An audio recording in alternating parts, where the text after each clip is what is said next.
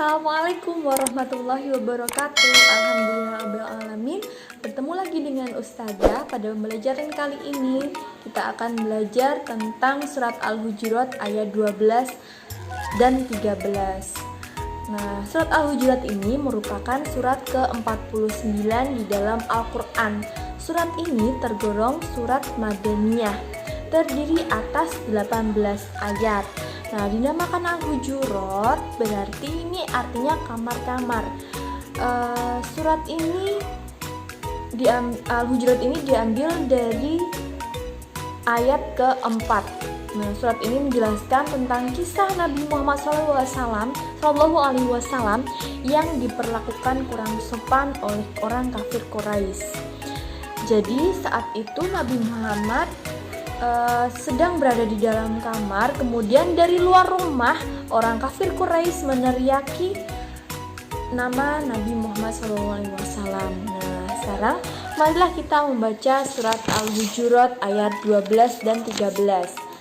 A'udzu billahi minasyaitonir rajim. Bismillahirrahmanirrahim. Ya ayyuhalladzina amanu ijtanibu katsiran minadh-dhanni inna ba'dadh-dhanni ismun wa la tajassasu wa la yaghtab ba'dukum ba'da ayuhibbu ahadukum ayyakula lahma ahihi maitan fakarihtumu wattaqullaha innallaha tawwabur rahim. Ya ayyuhan nasu inna khalaqnakum min dzakarin wa unsa wa ja'alnakum syu'uban wa qabaila lita'arafu inna akramakum indallahi atqakum innallaha alimun khabir. Shadaqallahul adzim. Nah, artinya bisa kalian baca di buku kalian.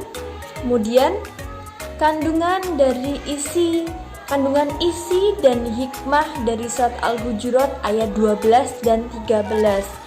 Nah, surat Al-Hujurat 12-13 ini berisi tentang persamaan derajat manusia di hadapan Allah. Persamaan derajat tersebut tidak memperhatikan status seseorang, baik kaya, miskin, cantik, jelek, terus berpakaian bagus, berpakaian jelek dan lain sebagainya. Itu tidak. Terus dia punya jabatan tinggi, itu tidak ada kaitannya, tidak memperhatikan status seseorang tersebut. Nah, persamaan derajat dalam agama Islam tersebut dimaksudkan agar manusia dapat saling mengenal satu sama lain, sehingga akan tercipta suatu hubungan yang saling menghormati, menghargai, dan toleransi. Toleransi dalam agama kita disebut dengan tasamuh, itu toleransi ya. Nah, penjelasan ayat-ayat dalam surat Al-Hujurat. Nah, yang pertama ini adalah pada ayat ke-12 Allah mengingatkan kita untuk menjauhi sifat prasangka atau mencari-cari kesalahan orang lain, atau dalam bahasa kita orang-orang itu menyebutnya dengan mengerasani atau menggunjing ya. Menggunjing dalam bahasa Indonesia ini ada yang namanya menggunjing. Kita tidak boleh menggunjing orang lain atau mencari kesalahan orang lain. Nah, ketika kita menggunjing itu, kita seperti memakan daging saudara kita yang telah mati. Nah, tentu ketika kita memakan daging manusia atau saudara kita sendiri bahkan, itu sangat menjijikkan dan sangat tidak baik. Nah, oleh karena itu taatilah kita harus mentaati perintah Allah dan menjauhi larangannya, termasuk menggunjing ini. Nah, ketika kita telah melakukan suatu kesalahan, kita telah melakukan berbuat dosa, maka kita harus meminta ampun, segera bertobat dan bertakwa dan berjanji bahwa tidak akan mengulanginya lagi.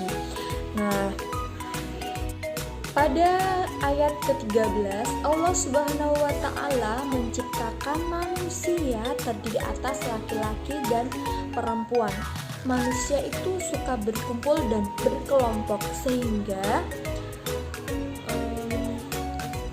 sehingga mereka membentuk suatu suku atau bangsa. Jadi kita itu bermasyarakat di Indonesia ini bersuku-suku, berbangsa-bangsa, berbeda bahasa, berbeda kebiasaan, berbeda keyakinan. Nah, namun Allah tetap menyamakan semua orang itu dalam satu, yaitu namanya toleransi itu tadi. Nah, karena kita berkelompok, kita harus saling menghargai, saling menghormati, saling mengenal satu sama lain, agar kita memahami sifat atau perbedaan di antara kita semua,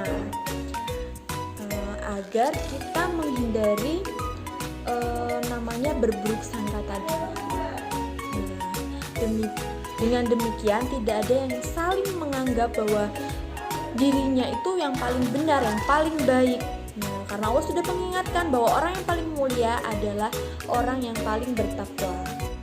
Hikmah mempelajari surat Al-Hujurat ayat 12 dan 13 ini antara lain menghindarkan diri dari sifat berprasangka buruk. Jadi kita tahu bahwasanya Allah benar-benar melarang kita, Allah benar-benar menjelaskan kepada kita di dalam kitabnya, dalam Al-Quran, bahwa kita tidak boleh menggunjing, tidak boleh berprasangka buruk pada orang lain. Nah, kemudian dengan kita menghindari perbuatan tersebut, hidup kita akan tenang, selalu berprasangka buruk, banyak disukai teman, mendapat balasan, pahala, dan insya Allah dijanjikan oleh Allah yaitu surga. Nah, anak-anak, mungkin penjelasan dari Ustadzah cukup sekian ya. Terima kasih, semoga bermanfaat. Ada kurang lebihnya Ustadzah minta maaf. Oke, di rumah jangan lupa memakai masker Anda, menjaga kesehatan, mencuci tangan, dan selalu menjaga kebersihan. Ustadzah akhiri, wassalamualaikum warahmatullahi wabarakatuh.